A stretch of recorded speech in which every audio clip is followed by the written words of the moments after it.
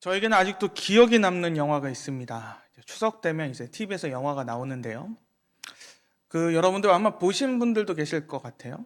터미네이터 2입니다. 보셨습니까? 터미네이터 2? 아시는 분은 아시겠지만 2시간이 넘는 대작입니다. 제 기억으로 한 3시간 조금 안 됐던 걸로 기억나는데요. 성경 보시고 이번 명절 때 한번 보셔도 아주 좋은 작품입니다. 아주 명작인 작품입니다. 스토리를 짧게나마 설명을 드리자면, 인간과 전쟁을 벌이는 슈퍼컴퓨터와 기계들이 있는데 인간의 지도자를 죽이려고 과거로 터미네이터를 보내고요. 그리고 인간들도 그것을 막으려고 기계를 과거로 보내는 내용인데, 여기 터미네이터 여러 가지 시리즈가 있지만 특히 2가 제일 중요한 건 뭐냐면, 이 남자 지도자를 어렸을 때부터 죽이려고 했던 이 터미네이터가, 액체 터미네이터인데 이 액체 터미네이터가 영화 처음서부터 끝까지 이 소년을 계속해서 쫓아다닌다는 겁니다. 정말 끝까지 쫓아다닙니다. 뛰어서 쫓아오고, 차를 타고 쫓아오고, 심지어 헬리콥터를 타고 끝까지 주인공을 잡으러 옵니다. 정말입니다. 제가 이때까지 본 영화 중에 그렇게까지 쫓아오는 악역을 본 적이 없습니다. 진짜로 주인공을 거의 죽기 직전까지 쫓아오는 내용이 바로 터미네이터 2입니다. 왜 갑자기 터미네이터 2 얘기를 하냐면, 오늘 말씀이 그렇게 집요한 추적을 했던 사울이 그런 액체 터미네이터처럼 계속해서 다윗을 쫓아오고, 다윗은 그런 사울을 피해서 끝까지 도망갔던 이야기이기 때문입니다. 다윗이 지난 말씀에 기억하시는 대로 그의 호의를 베풀었으나 다윗은 배신당해서 억울한 상황에서 광야 끝에 머리까지 와 있는 상황입니다. 헬의 수풀에 숨어있던 다윗이 자기를 구원해달라고 하는 그일라 사람들의 요청을 무시하지 않고 그 사람들을 블레셋 사람들 손에서 구원해냈습니다. 그런데 이 그일라 사람들이 이러한 다윗의 호의를 뒤통수를 치고 다윗을 배신하고 자신들을 구해준 다윗을 다윗의 원수였던 사울 왕에게 넘겨주기로 했다는 사실입니다. 그래서 하나님의 그런 위기 속에 다윗과 교제하시고 다윗을 그런 위협 속에서 구원해내셨습니다. 그런 상황 가운데 다윗은 계속해서 하나님과 교제를 시작합니다. 그리고 광야 숲으로 더 깊숙이 도망가고 있습니다. 재련소라는 뜻의 이름을 가진 이 10광야에서, 그 수풀에서 다윗은 이스라엘의 왕이 되어져 가는 과정을 경험하고 있습니다. 광야 속에서 다윗은 바뀌어가고 있습니다. 진정한 왕이, 이스라엘의 왕이 되어가는 재련소와 같은 역할이 이 광야에서 주어집니다. 철이 더 강력한 철이 되고 무기가 되는 것처럼 그런 과정이, 그런 일들이 다윗에게 있습니다. 그러한 다윗에게 오늘 한 명의 사람이 찾아왔습니다. 사울의 아들이었던 요나단이었습니다. 다윗의 인생에서 가장 중요했던 은인 중에 한 명이 바로 요나단입니다. 다윗에게 자기의 무기와 옷을 주었던 사람이고, 그의 아버지는 다윗을 그렇게 질투하고 싫어해서 죽이기에 모든 것을 할 수 있었던 사람이었음에도 불구하고 요나단은 그렇지 않았습니다. 요나단은 자신의 라이벌이라고 할 수 있었던 이 다윗을 끝까지 사랑했습니다. 요나단은 그리고 자신 앞에 있는 이 다윗을 향해서 오늘 위로와 함께 하나님을 더욱더 붙잡으라고 이야기하고 있습니다. 요나단은 그냥 다윗이라는 인물을 좋아했던 것을 넘어서 다윗을 향해서 하나님의 뜻이 무엇인지를 알았던 사람입니다. 그래서 하나님의 뜻을 인정했던 사람입니다. 이스라엘의 왕위는 사울 왕이 끝나고 나면 사울 왕의 아들이었던 요나단이 왕이 되는 게 아니라, 사울이 왕위가 끝나게 되면 사울과 아무런 관계가 없었던 유다의 다윗이라는 사람이 이 왕위를 이어받을 것이라고 이야기하고 있습니다. 그리고 요나단은 배신을 당해서 이 광야의 수풀에 숨어있는 이 다윗에게 이렇게 힘을 더하는 겁니다. 그리고 이스라엘 왕과 자신의 있을 미래에 대해서도 언급합니다. 그리고 다시 언약을 하고 하나님의 뜻을 알고 하나님의 뜻을 인정하며 살아가는 귀한 인생들이 이제 다시금 헤어지게 됩니다. 광야의 수풀로 다윗은 돌아가고 요나단은 자신의 집으로 돌아갑니다. 요나단의 위로와 격려가 있었습니다. 그런데 상황은 아직도 다윗에게 호의적이지 않습니다. 아니, 상황은 계속해서 더욱더 최악으로 치닫고 있습니다. 그 광야에 살고 있었던 10사람들이 기브아에 돌아가 있었던 사울에게 다윗이 여기 숨어 있다라고 고자질을 하고 있었던 겁니다. 다윗이 그일라 성에 있을 때 그런 다윗을 잡으려고 사울이 갔다가 다윗이 도망갔다는 이야기를 듣고 사울은 다시 이전에 자기가 있었던 곳으로 돌아갔는데 이 10사람들이 다윗을 잡아주겠다라고 마치 사냥개처럼 다윗을 쫓아가서 다윗이 여기 숨어 있다라고 고발을 하자 사울이 바로 그 자리를 박차고 다윗을 잡으러 직접 움직이기 시작합니다. 사울의 집념입니다. 사울이 정말로 이젠 다윗을 죽이겠다라고 다윗이 어디 있는지 이 사람은 계속 찾고 있다가 다윗이 거기에 있다라는 소리를 듣고 다윗을 잡으러 계속 날려갔습니다. 사울의 집념은 그의 아들과 달랐습니다. 요나단은 이렇게 고백합니다. 17절입니다. 곧 요나단이 그에게 이르기를 두려워하지 말라. 내 아버지 사울의 손이 내게 미치지 못할 것이요 너는 이스라엘 왕이 되고 나는 내 다음이 될 것을 내 아버지 사울도 안다 하니라. 요나단은 그 하나님의 일을 알고 경험하고 하나님의 뜻에 순종하기로 작정했던 사람입니다. 하나님은 자신의 마음에 합한 왕을 세우실 겁니다. 왕의 자리는 사울 왕의 아들들이 돌아가면서 맡는 게 아니라 다윗을 이스라엘의 왕으로 하나님은 세우실 겁니다. 그것이 하나님의 뜻입니다. 하나님이 그렇게 작정하셨고 하나님은 그렇게 이루실 것입니다. 요나단은 그런 하나님의 역사를 인정하고 다윗에게 하나님을 더욱더 붙들라고 힘을 더했지만 사울은 그와 정반대의 집념을 갖고 쫓아옵니다. 사울은 그냥 거부한 것이 아니라 정말로 끝까지 쫓아가서 사울의 뜻을 이루려고 했다는 사실입니다. 자신의 왕위를 계속 위협하는 이 다윗을 죽이고자 말겠다라는 그 이야기를 이렇게 설명합니다. 23절입니다. 그가 숨어있는 모든 것을 정탐하고 실상을 내게 보고하라. 내가 너와 함께 가리니 그가 이 땅에 있으면 유다 몇천 명 중에서라도 그를 찾아내리라 하더라. 다윗이 어딘가에 숨어 있어서 유다의 몇천 명의 사람들이 다윗을 막 도와주고 있더라도 그 사이에 숨어 있더라도 다윗을 끝까지 찾아내겠다라는 결심을 갖고 사울은 오늘 군대를 이끌고 다윗을 잡으러 가고 있습니다. 사울은 하나님의 뜻을 거부하고 하나님의 뜻이 아닌 자신의 뜻을 이루기 위해서 자신의 모든 것을 쏟아부어서 그렇게 할 것이라고 다짐합니다. 그는 말 그대로 복수의 화신이 되어 있고 하나님을 거부한 인간들의 완악함의 끝을 우리는 그렇게 보고 있습니다. 그래서 하나님의 백성들에게 끝없는 추격전이 오늘 말씀에 기록되어 있습니다. 다윗을 잡기 위해 10사람들이 다윗이 어디 있는지 살펴보려고 쫓아갑니다. 다윗과 그의 사람들이 광야 남쪽으로 옮겼을 때에 다윗은 그를 잡으러 사울이 온다는 사실을 깨닫습니다. 그래서 그는 마온 황무지로 자신의 자리를 옮깁니다. 사울도 그 황무지를 쫓아옵니다. 어디까지 쫓아왔냐면 이제 산이 하나 있는데 산 이쪽에는 사울이 있고 산 저쪽에는 다윗이 있다는 사실입니다. 성경은 다윗이 바로 급히 피하려 했다라고 합니다. 이제 곧 사울의 군대가 다윗을 잡아서 그를 포위할 일만 남아 있습니다. 10광야, 마온 광야, 아라바, 마온 황무지, 이제 그곳에 있는 어느 이름 모를 산 하나까지 다윗을 잡으려고 사울은 지치지도 않고 계속해서 쫓아오고 있습니다. 더 이상 이제 도망갈 곳도 없는 그런 상황입니다. 사울의 손에 이제 다윗이 다 잡혀서 다윗이 흔히 말로 목덜미를 잡혀 있을 수밖에 없는 그런 상황에 한 전령이 사울에게 찾아옵니다. 참으로 놀라운 일이 전령의 입을 통해서 전해집니다.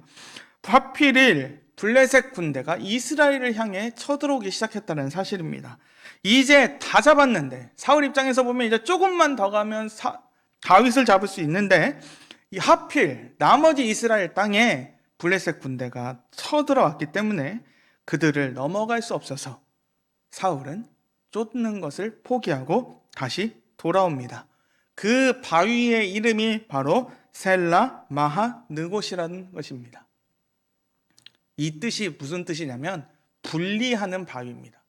분리가 되는 바위. 이 자리에서 다윗과 사울이 분리가 되는 놀라운 일이 벌어졌다는 사실입니다. 하나님은 거기서 사울과 다윗을 분리했습니다. 더 이상 사울이 다윗을 못 잡게끔 사울과 다윗을 분리시켰습니다. 하나님이 세운 왕과 하나님이 버린 왕이 그 자리에 함께 있는 게 아니라 그 자리에서 분리를 시켰다는 사실입니다. 하나님이 자신의 뜻을 따르는 사람과 하나님의 뜻을 거부하고 하나님의 일을 방해하는 사람도 그곳에서 분리를 시켰습니다. 마치 자유의 땅으로, 가나안 땅으로 나아가려는 히브리 사람들과 그 사람들을 뒤쫓으려고 병거를 타고 달려왔던 이집트의 군대 사이를 나눠버렸던 하나님이 오늘 하나님의 왕을 다시금 세우시는데 바로 하나님이 분리시키시고 그 가운데서 역사하시는 놀라운 일이 이 자리에 있다는 사실입니다. 하나님의 백성을 하나님이 지키셨습니다. 하나님의 일을 하나님이 계속해서 이루시고 있는 과정 중에 우리는 이 바위를 보게 됩니다. 세상은 계속해서 하나님을 거부할 것입니다. 그것은 전혀 이상한 일이 아닙니다. 하나님을 알지 못하는 어리석은 인간들은 계속해서 하나님을 거부하고 하나님의 일을 방해하고자 합니다. 그 안에서 하나님을 인정하지 않고 계속해서 하나님의 백성들을 여러 가지 모양과 여러 가지 형태로 방해합니다. 마치 오늘의 사울의 집념을 가지고서 하나님을 거부하고 하나님의 뜻을 방해한 것처럼 하나님의 백성과 하나님의 교회를 향해서 세상은 늘 그렇게 도전하고 있습니다. 자신의 뜻을 이루기 위해서 이 세상 사람들은 더 큰 집념을 갖고 그렇게 쫓아오고 있습니다. 이제 다음 주에 있을 우리 추석입니다. 추석 명절 속에 우리는 어쩌면 우리의 믿음을 도전받을 수도 있습니다. 하나님을 믿는 가족들을 만나는 건 정말로 감사하고 찬양하고 예배할 수밖에 없는 정말 귀한 일입니다. 그런데 하나님을 알지 못하는 사람들을 만나는 그 순간이, 명절이 어쩌면 우리에게는 그냥 고통의 순간일 수도 있습니다. 하나님을 믿어서 뭐가 달라졌느냐? 하나님이 진짜 살아 계시냐? 얼마나 모자라서 눈에 보이지도 않는 하나님을 믿느냐? 수많은 별의별 소리를 다 듣는 자리가 명절의 자리일 수도 있습니다. 하나님을 전하는 구령의 열정과 같은 놀라운 열정으로 우리는 살아가지만 그와 반대로 하나님의 뜻을 반대하고 우리와 하나님 사이를 때려는 그러한 수많은 열정도 우리에게 닥치고 있습니다. 세상은 점점 우리를 그렇게 쫓아옵니다. 마귀는 세상을 통해서 우리의 믿음을 거부하게 하려고 온갖 방해를 하고 있습니다. 미디어는 언제나 교회와 성도들을 뒤흔들고 있고 하나님은 없다, 하나님 같은 거 믿지 마라, 하나님 뜻 말고 네 맘대로 네 뜻대로 살아가라 우리에게 강요합니다. 세상은 하나님의 공의가 반대되고 이것이 바로 사랑이라 하면서 수많은 사랑을 우리에게 강요하고 살아갑니다. 그리고 하나님을 거부하고 있습니다. 우리의 상황들도 우리를 더욱더 힘든 광야로 몰아붙이고 있습니다. 기뻐할 수 없는 일들이 우리에게 계속됩니다. 사울이 다윗을 쫓듯이 계속해서 우리를 따라옵니다. 그만 왔으면 좋겠는데 계속해서 뭐 하나가 끝이면 다른 것이 우리를 계속해서 쫓아옵니다. 영과 육으로. 그래서 우리가 그 가운데 우리가 병이 들어서 우리를 힘들게 합니다. 우리의 사랑하는 자녀들이 믿음 안에서 바로 세워졌으면 좋겠는데 그러지 않을 수도 있습니다. 예수 그리스도를 믿으면 무언가 나아져서 자 보세요, 내가 예수를 믿어서 이렇게 잘 됐습니다, 이렇게 얘기할 수 있었으면 좋겠는데 그렇지 않을 수도 있다는 사실입니다. 우리의 믿음, 하나님의 큰일, 하나님의 백성으로 이 세상에서 살아가는 것은 늘 그렇게 도전을 받습니다.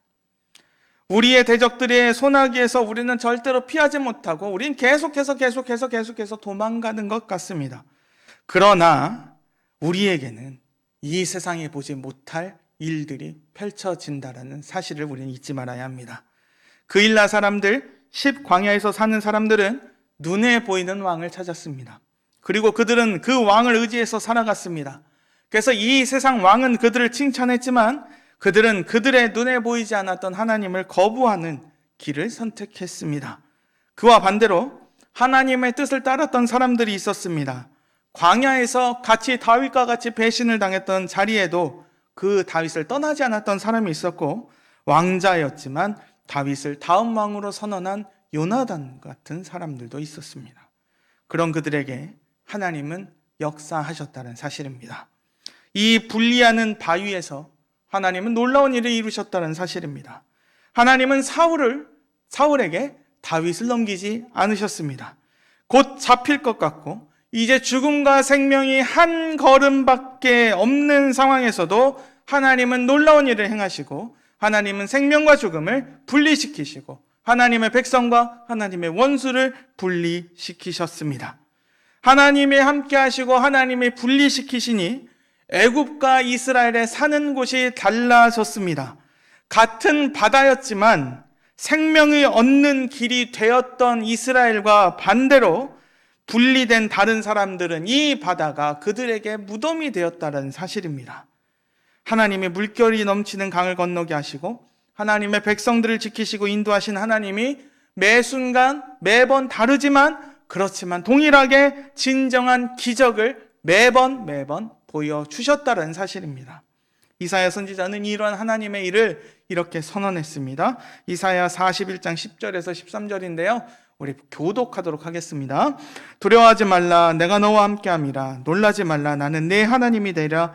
내가 너를 굳세게 하리라. 참으로 너를 도와주리라. 참으로 나의 의로운 오른손으로 너를 붙들리라. 자들이 수치와 욕을 당할 것이요 너와 다투는 자들이 아무것도 아닌 것 같이 될 것이며 멸망할 것이라.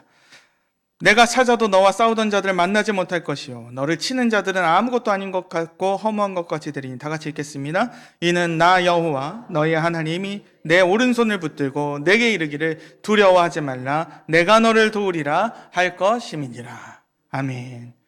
교회와 주님의 백성들, 성도들의 힘이 바로 여기에 있습니다. 하나님이 이렇게 역사하셨기 때문에 우리에게 힘이 된다는 사실입니다. 우리의 능력으로 싸워서 우리를 쫓아오는 추격을 물리친 것이 아니라 하나님이 이 세상의 주인이신 하나님이 우리를 끝까지 지키시고 우리를 역사하시고 우리를 통해서 하나님의 놀라운 일을 이루시기 때문에 우리는 지금 추격받은 이런 상황 속에서 하나님의 그 분리하시는 놀라운 일을 기억하며 간구하며 나아간다라는 사실입니다. 하나님이 이 바위까지 인도하셨고 이 바위에서 분리시켰습니다. 생명과 죽음이 분리되었고 하나님이 향한 충성과 하나님을 향한 반역이 분리되었습니다. 하나님이 하나님의 백성과 함께 하시기에 절대로 사울은 다윗을 이길 수가 없습니다.